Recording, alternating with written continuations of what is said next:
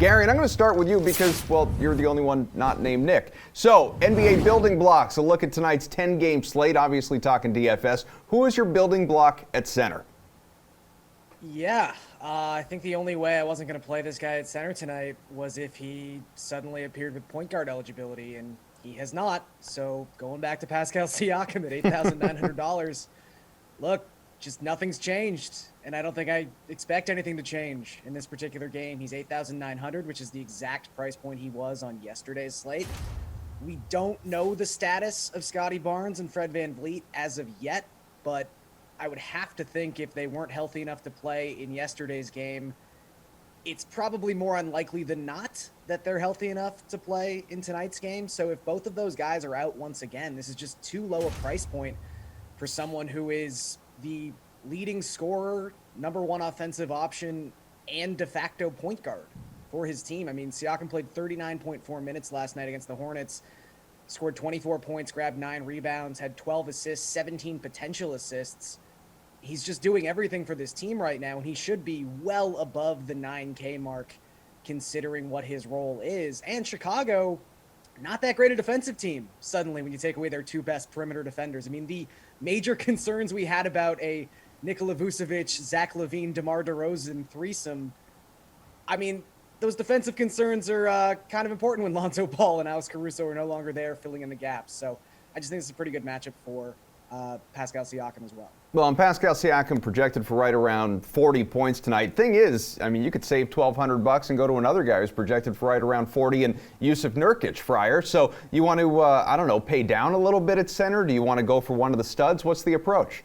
I think we're already paying down with Pascal Siakam because, I mean, look at what Jokic has been doing. Of course, he's been crazy right now and going up against the Nets. I still like him in this spot tonight. Who doesn't like Jokic? But Pascal Siakam is my favorite. I'm with Garion on this one. Just to kind of add on to what he was talking about, because a lot of stuff he covered that I wanted to talk about.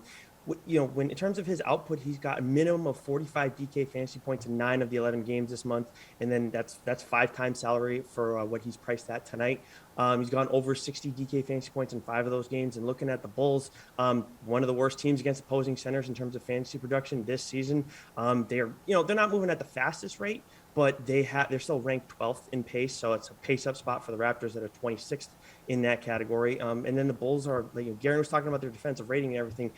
They're middle of the pack. Even when you look at the entire season, they're middle of the pack defensive rating. So not exactly a spot where I'm going to be worried about Siakam. If anything, I feel really great about him tonight. Are we getting to the point here, Whalen, where no matter what Joker is priced at and it's 12-4 tonight, you just have to play the guy? I think we are. I mean, you obviously don't have to play him, but there's a pretty good chance you're going to get burned when you look at his game log, and it's like 65, 63, 74, 81 DraftKings points. 93. In some of these games this season. I mean, it's insane. I checked the score last night.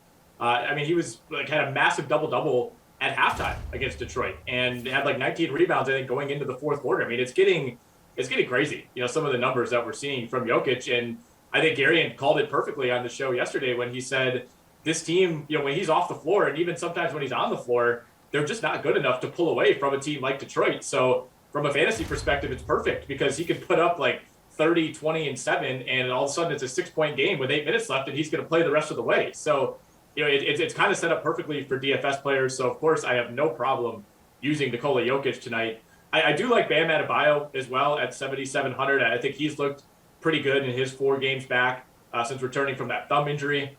You mentioned Nurkic at 7,700. I was choosing between Nurkic and Cat in some of those late contests last night, and Nurkic turned out to be the right choice. He outplayed Karl-Anthony Towns in that game, even though Minnesota ended up getting the win. And if you want to price down a little bit at center, it could be a Hassan Whiteside night with no Rudy Gobert. Again, for Utah, Whiteside's at 6,600. And then no DeAndre Ayton and no JaVale McGee for Phoenix, which, I can't believe I'm saying this, but it opens up the possibility of a Bismack Biyombo play at 5,500.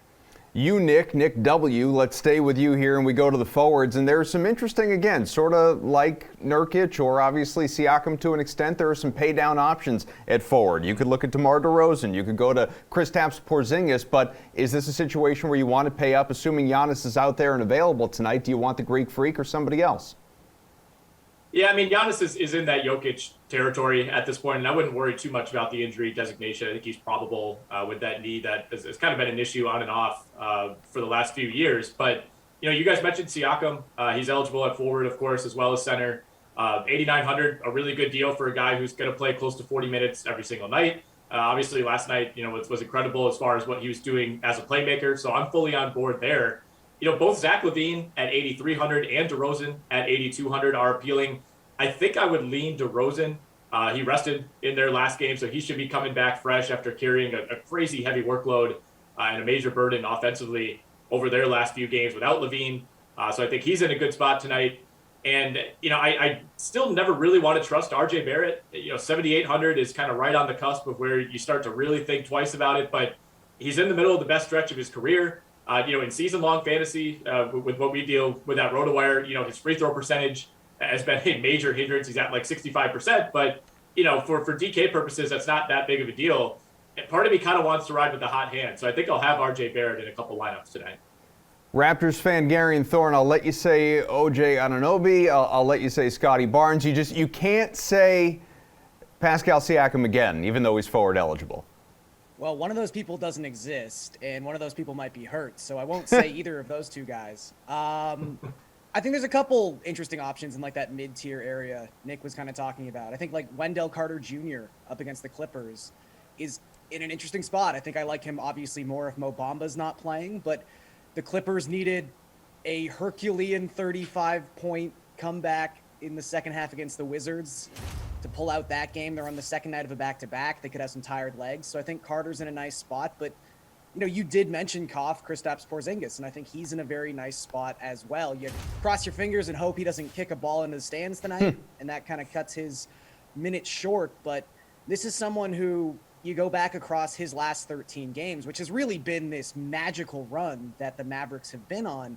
He's averaging well over 1.3 DraftKings points per minute, and that's key. I mean, efficiency is great for a lot of DFS assets. It is particularly important for someone like Porzingis, who is not going to get to that Pascal Siakam territory of 40 minutes. I mean, this is someone who you're just hoping he plays more than 30 minutes on any given night, because if he does that, more often than not, he's going to hit value.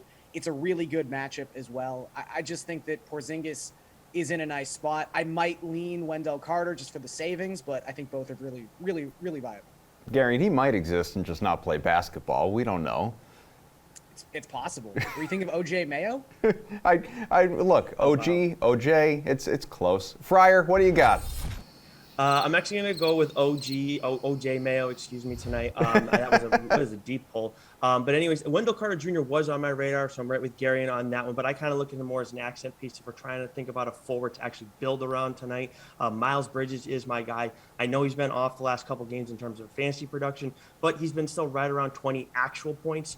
He's going up against the Pacers tonight at 8.2K, and the Pacers are a bottom 10 team in terms of defensive efficiency. And right now, they're without their two best bigs, and Miles Turner and Domantas Sabonis. That's going to help Bridges' rebounding numbers, which is where we kind of need that extra boost because, obviously, offensively, he's still providing production there. Let's go guard, and we'll stay with you, Friar. Some of your top options, they all played last night. James Harden absolutely exploded, obviously. DeJounte Murray, because that game was lopsided, was a little bit of a disappointment. Luka Doncic, he busted by, for all intents and purposes. So where are you going? Are you going to pay up, or are you looking at value? I do have a pay-up option. I do have a value option as well, and they're actually both coming in the same game. Trae Young and Tyrese Halliburton. Halliburton, of course, is dependent on De'Aaron Fox if he doesn't play again tonight. Despite what happened in Boston, I know he had a rough game, a rough showing there from a fantasy perspective, but still, I like him tonight if De'Aaron Fox doesn't play at 7.9K. But Trae Young is absolutely my top option tonight at 10.4K. The 5 highest price guards are all in good spots. I know, Adam, you were talking a little bit about the struggles of some of the guys the other night, but Trae Young, Harden, Morant, Doncic, and Murray. In that order is how I like those guys right now for the highest price options because the Kings, they struggle defensively against opposing point guards. This has the highest total as of right now on DK Sportsbook. When I last checked, the Nets-Nuggets total wasn't there, but I'm sure that's going to be pretty high. Both of these teams are not at all efficient on the defensive end, and this is a pace-up spot for the Hawks, too. So Trae Young is my number one guy tonight. Whalen, where are you looking at guard? Yeah, I really like Trae Young at that price, 10,400. Great matchup against Sacramento. Obviously, the Kings coming off of that 50-plus point loss last night. I think it's a pretty bad back-to-back, or an unfortunate back-to-back, I guess. Tough spot to kind of regroup and come back from that one. So I think the Hawks are in a great spot. Trae Young's in a great spot. I think Chris Paul also in a pretty good spot against a Utah team that normally you don't target, but with no Mitchell, no Gobert, not as fearsome of a rim protector there for CP3. So I think he's a pretty good deal at 9,000. I assume Garion's going to mention DeJounte Murray. I don't love him as much as I normally do. Tough back-to-back for San Antonio, one of several teams on a back-to-back. So I think I'm going to resist the urge and probably not have a lot of DeJounte Murray lineups tonight. And then if you're choosing at the top of the board, I think I would pick Luka to bounce back against Portland tonight at 11,100 over James Harden, who's a little more expensive at 11,500. I mean, monster night for Harden last night against the Lakers. He looked awesome. But again, difficult back-to-back for the Brooklyn Nets. And, he kind of has to be the one-man show. And obviously he's been good at that throughout his career. But if you read that Bleacher Report piece yesterday, it doesn't really sound like that's what he wants to do anymore. So I think last night probably a little bit of a frustration game for James Harden. I don't know if he can do it twice in a row. Gary, you've got some good relative paydown options at guard, too, whether it's Cole Anthony or LaMelo Ball, somebody like that. Who stands out to you? Yeah, I think if there's one guy, he's already been mentioned twice, so I won't spend too long on Trae Young, but, I mean, it's Sacramento. They are a team that just does not seem to be caring right now in many facets of the game, but one of those facets is defense. They have the worst defensive rating in the league by a pretty wide margin their last 10 games, so it's not surprising Atlanta has the highest implied team total on this slate by a pretty significant margin. So Trae Young should have one of his better games. I know he's been struggling to reach value the past month or so, but I think this is one of those nights where he breaks out. The other guy I'm sort of honing in on above 8K, I think Karis LeVert. I mean, he's really just the last clear offensive option that Indiana has, and fantastic matchup against Charlotte. I mean, Charlotte under most circumstances doesn't play defense. Charlotte on a back-to-back, oh boy. I mean, Karis LeVert really could have his way with this defense in an up-tempo matchup. So I think 8,600 is a really nice price to pay for someone who I would be shocked if you look at the box score tonight and he doesn't have at least 20 field goal attempts. All right, guys, one more for you. We'll go to the DraftKings Sportsbook. Favorite play tonight? Whalen, you first. I like the Hornets -1.5 at Indiana. I know it's a back-to-back situation. I know that team has not played a ton of defense, but I really don't trust this Pacers team with all the injuries that they have. And I also like Miami -6 against the New York Knicks tonight. Miami 13-8 against the spread at home. Still no Kyle Lowry, but they have virtually everybody else back. I mean, this is a team that's been hit with injuries and COVID as bad as any. So as they get healthy, I think the best team in the East is in a pretty good spot tonight. Other Nick, what do you think?